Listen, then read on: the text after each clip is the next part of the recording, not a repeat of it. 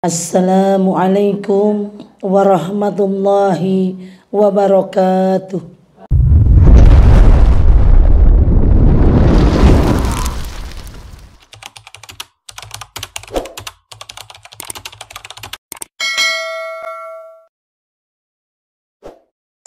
Alhamdulillah, puji syukur kehadirat Allah Subhanahu wa Ta'ala, yang mana Allah senantiasa melimpahkan rahmat dan keberkahannya untuk kita semua. Masya Allah, tabarakallahu fikum. Ibunda adalah pilihan Allah, karena hanya wanita-wanita pilihanlah yang Allah gerakkan hatinya untuk melangkahkan kaki ke majelis ilmu, meski dengan hujan, dingin, angin, ya, dan gelap. Salawat teriring salam kita haturkan kepada junjungan Nabiullah Nabi besar Muhammad Sallallahu Alaihi Wasallam, yang kita nantikan syafaatnya tidak hanya dari Rasulullah Sallallahu Alaihi Wasallam, tetapi Al-Quran. Tidak hanya Al-Quran yang bisa memberikan syafaat, ada lagi satu lagi syafaat yang bisa diberikan, yaitu oleh saudara-saudara kita dari Gaza. Para syuhada kelak akan menjadi persaksian di hadapan Allah. Kenapa syuhada-syuhada itu memberikan syafaat kepada kita? Karena kita pun berempati, karena kita pun bersimpati, karena kita pun ikut menanggung perasaan seperti apa yang dirasakan mereka di sana. Ibunda yang dirahmati Allah, hidup dan matiku hanya untuk Allah. Bagaimana kehidupan kita saat ini?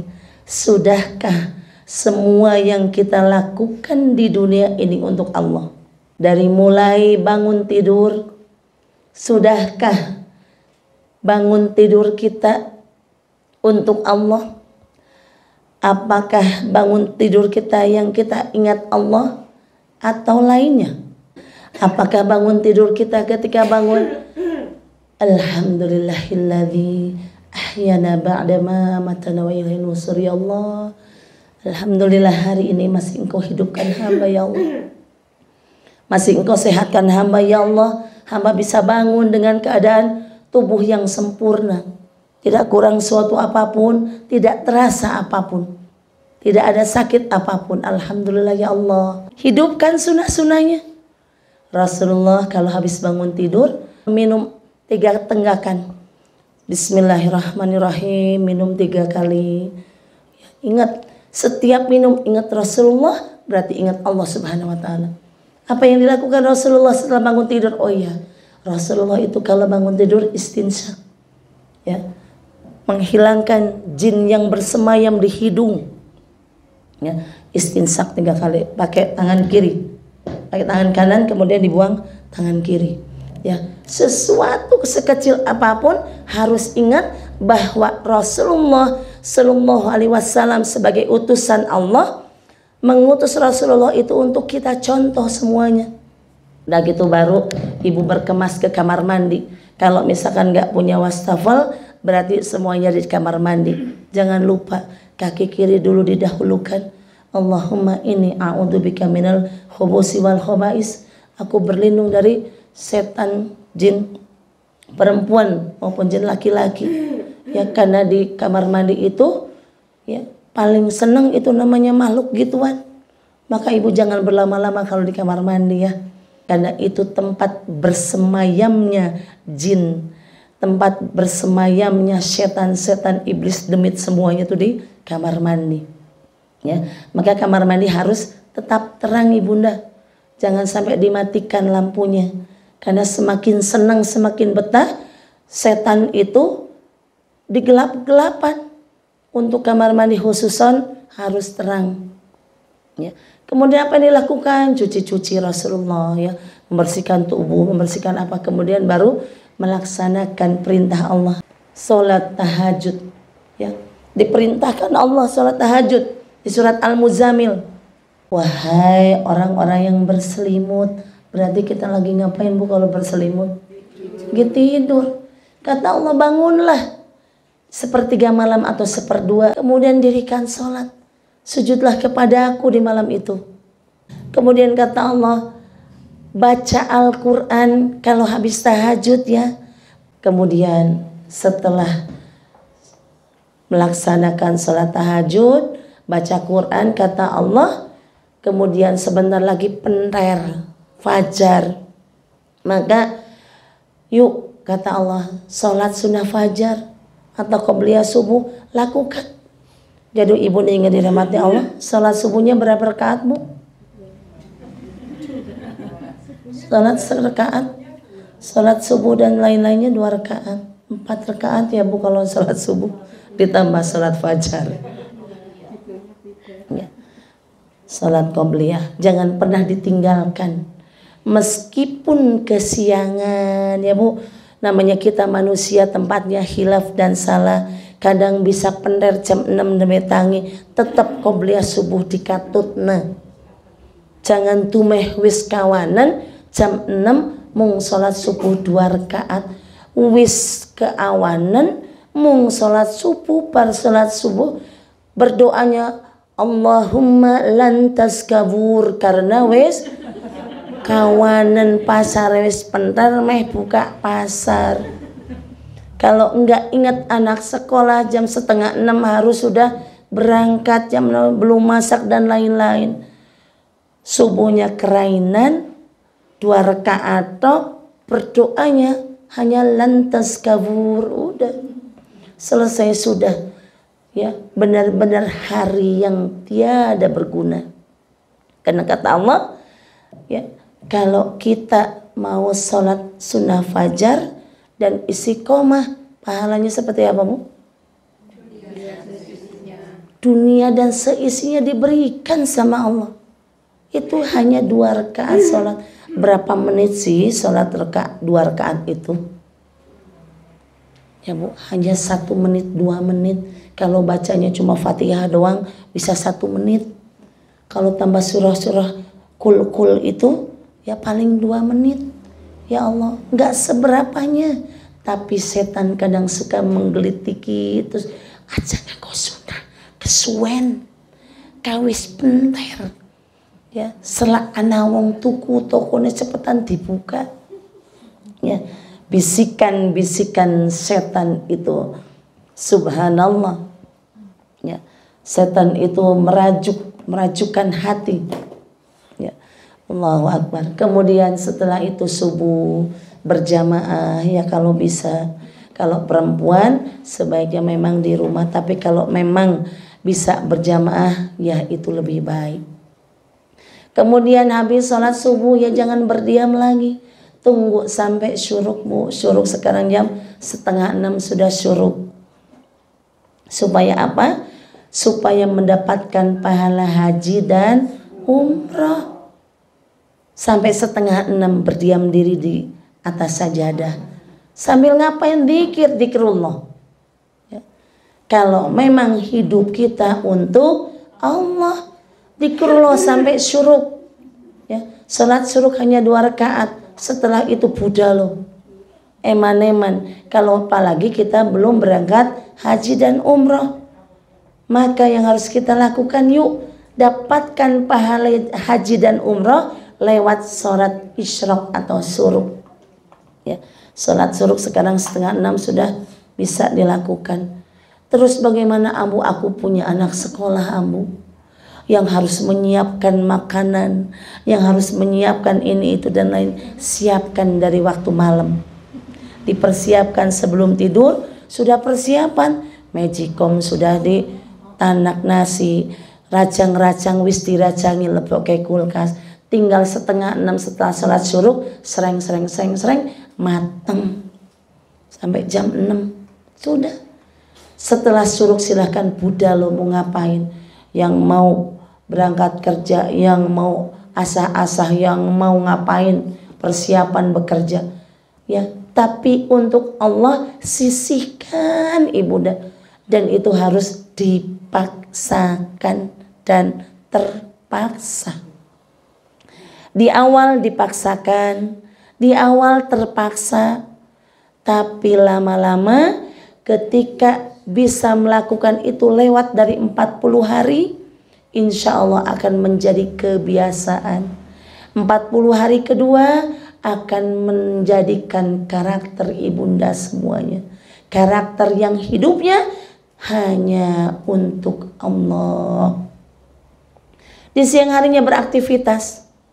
Aktivitas, ya Allah, aku niatkan ngajar ini hanya untuk mencari ridhamu. Aku niatkan aku berjualan di pasar ini hanya mencari ridhamu. Dan jangan lupa, setelah jam 9, jam 10, yang ngajar berarti jam istirahat pertama. Yang di pasar jam 10 jangan lupa salat duha. Ya, salat duha. Di dalam Al-Quran ada surat ad-duha. Ya, itu dilaksanakan karena Allah yang memerintahkan langsung. Ya, dirikanlah salat duha. Salat duha boleh 2 rakaat, tapi nak 2 rakaat enggak emak-emak yang menanti ajal, yuk kebangetan nak 2 rakaat dong.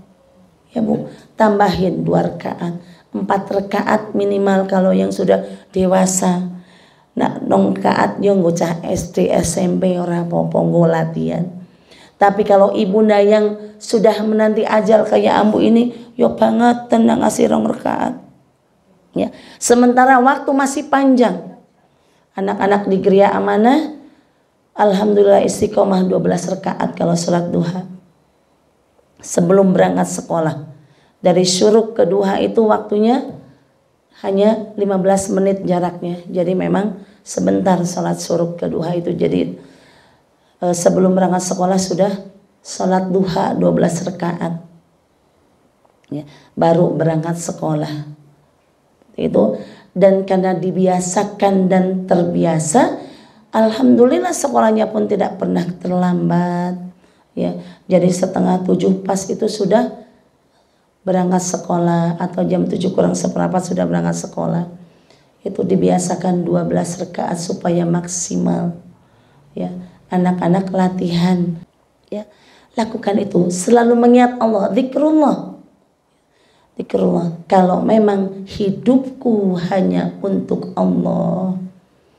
Karena hidup kita hanya untuk Allah, pastinya mati kita pun untuk Allah.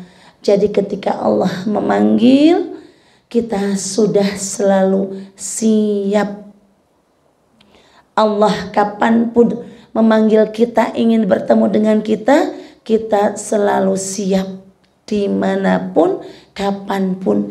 Karena perjalanan 1 kali 24 jam kita selalu ingat kepada Allah. Apa-apa untuk Allah, bekerja untuk Allah. Ini lagi rame-ramenya nih jualan jam 10, jam 11 ya Bu di pasar. Lagi rame-ramenya, ingat belum sholat duha. Lari mudah, sholat duha dulu, tinggalin seluruh kehidupan duniawi untuk menghadap Allah. Seneng Bu kalau mau sholat. Rasa bahagia, pengen mau ketemu siapa? Aku mau ketemu sang kekasih. Aku mau ketemu sang Rabb, pemilik alam ini. Aku mau bertemu dengan sang pencipta tubuhku.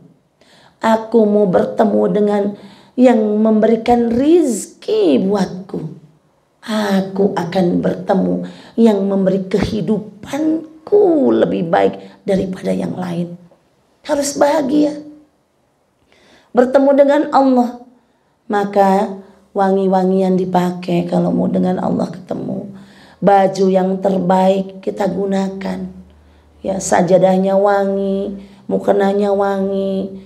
Ya Allah, mau bertemu dengan kekasih kita. Bersihkan seluruh tempatnya. Allahu Akbar. Allah Maha tahu ketika kita mengutamakan Allah, kita akan diutamakan juga oleh Allah. Kalau kita berjalan menghadap Allah, Allah akan berlari, ya, berlari menghampiri kita. Kalau kita pelan-pelan jalannya, Allah akan berlari mendekap kita. Ayo Bu, ya. Bahwa siklus kehidupan 1 kali 24 jam ini benar-benar untuk agamanya Allah, untuk Allah. Senang bertemu Rabb. Jam 10 kita melakukan salat duha, bentar lagi duhur. Persiapan nih duhur sekarang jam 12 lebih 11 menit. Sudah siap-siap jam 12. Yang punya rumah makan godaannya, Masya Allah ya Bu. Jam 12 itu tempatnya puasar lagi wamini yang punya rumah makan. Tapi tidak, ya Allah, kehidupan ini darimu. Maka aku akan tutup sejenak, aku akan menghadap Sang Rabb. Kata temannya, eman Bu, ramene pun nak jam 12 ki. Ya, aja ditutup. Mengko wae salat engko bar pada maem. Nah, ingat godaan setan yang terkutuk. Ibu harus ingat bahwa yang memberi rizki itu Allah, yang mengatur rizki Allah. Dan ingat, pegang erat-erat, rizki ini sudah tertakar dan tidak pernah tertukar. Ibu tutup nih jam 12, yang punya warung tenang, punya di pegangan hidup. Rizki ini sudah tertakar dan tidak pernah tertukar. Jam 12 gak ada orang datang karena ditutup warungnya. Tapi tiba-tiba setelah ibu sholat selesai 12:30, tiba-tiba ada borongan, Bu, borong Bu, bikinin nasi bok 150 porsi. Habis itu dagangan semuanya. Allahu Akbar. Ya, itulah kekuasaan Allah. Allah kenapa? Kita mendahulukan Allah. Allah pun sangat senang sama kita. Sangat sayang sama hambanya yang selalu mendahulukan Allah dulu, Allah lagi, Allah terus. Terus Allah. Ya. Udah siang berlangsung. Kalau yang tidak punya kegiatan ibu rumah tangga, bisa qailullah, bisa tidur sebelum duhur. Ya, mau istirahat itu juga sunnah Rasul. Rasulullah kalau di waktu di cuaca dingin begini, Rasulullah kalau tidur setelah duhur. Kalau cuaca lagi panas, Rasulullah tidurnya sebelum duhur. Istirahat sejenak. Ya, Rasulullah tidur itu paling setengah jam, Bu. Gak kayak kita ya. Kalau tidur sebelum duhur, bablas luhur tekan asar. Paling sedikit tidur Rasulullah itu, ya. Itu beliau ahli surga.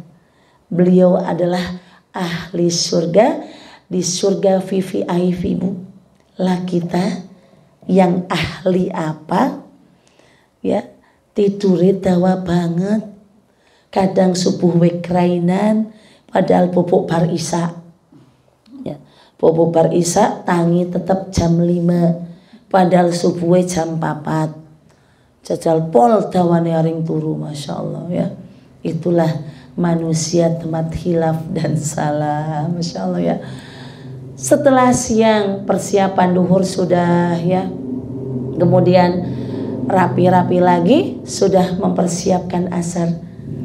Asarnya jam 3 lebih. Ya, persiapan lagi sebelum setengah jam. Jadi setiap waktu kegiatan kita di dunia ini hanya menunggu waktu sholat. Sesungguhnya hidup di dunia ini hanya menunggu waktu sholat. Karena Allah Maha Tahu, maka kasih Allah itu waktu-waktu tertentu jika mau bertemu denganku, kata Allah. Kalau kepingin rindu denganku, aku kasih waktu tertentu supaya hambaku ya masih bisa menjalankan kehidupan duniawi. Maka dari subuh ke duhur itu kan paling panjang, karena Allah tahu ya bahwa siang hari manusia itu sibuk dengan kegiatan duniawi. Insya Allah. Apalagi ibunda kekasih-kekasih Allah ini jam 1 ada kajian yang waktunya qailullah, dipakai sama menuntut ilmu. Allahu Akbar. Allah lebih senang lagi sama perempuan-perempuan yang senang duduk di majelis. Ya. Kelak kita mudah-mudahan dipersamakan sama baginda Rasulullah di surganya Firdaus. Amin ya rabbal alamin.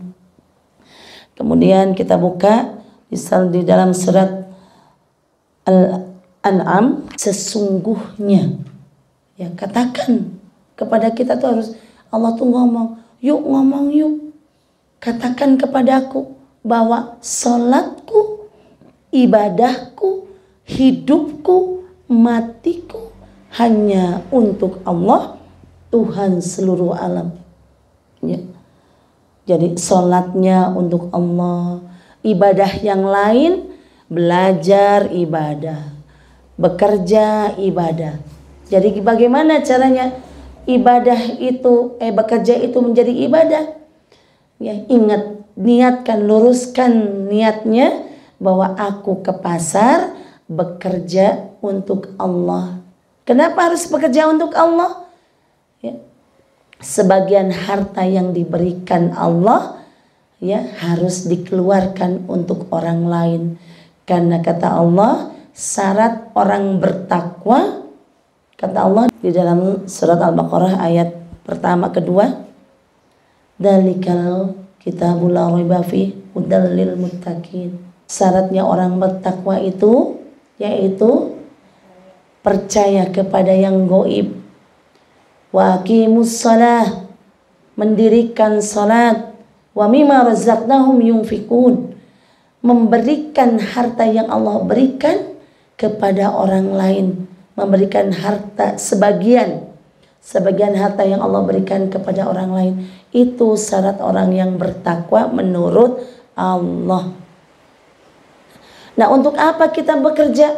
Itu untuk Allah. Karena Allah memerintahkan kita memberikan harta, berarti kita harus mencari, ya, harus menjemput rizki yang Allah berikan.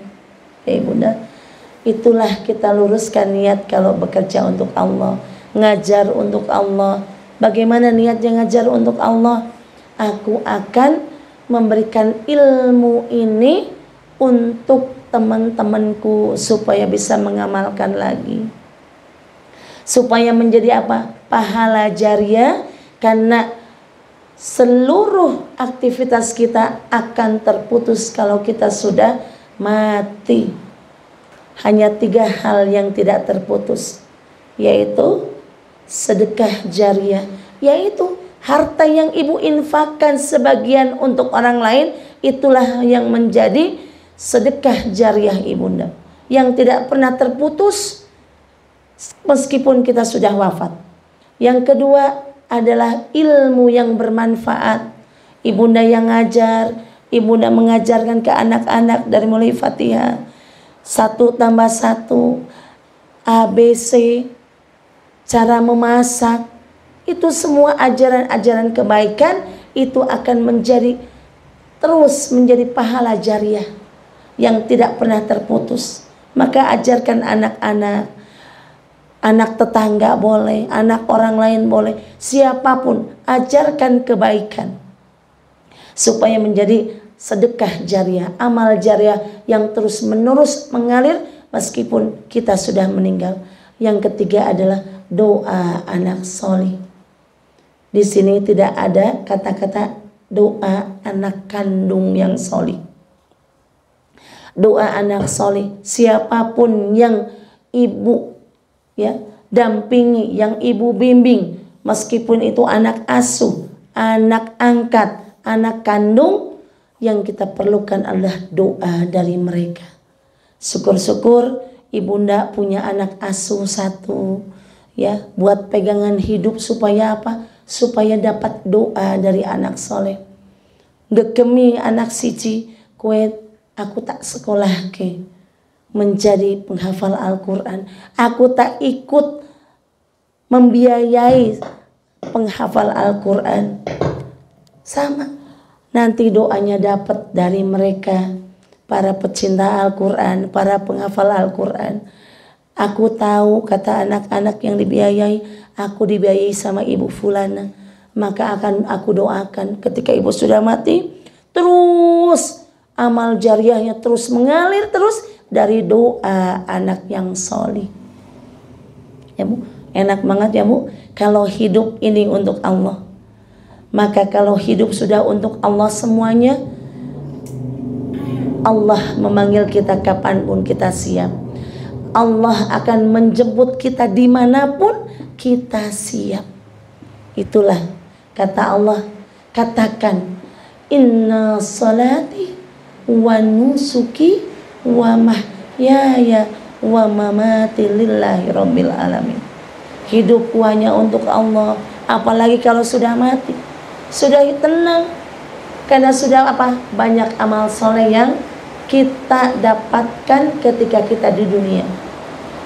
Yuk muhasabah diri dari sekarang ke depan, mumpung masih bulan Rajab, ya, bulan yang masih dilipat gandakan seluruh kebaikan ataupun keburukan, menuju Ramadan kita perbaiki semuanya. Luruskan niat semuanya bahwa seluruhnya apa yang kita lakukan hanya karena Allah.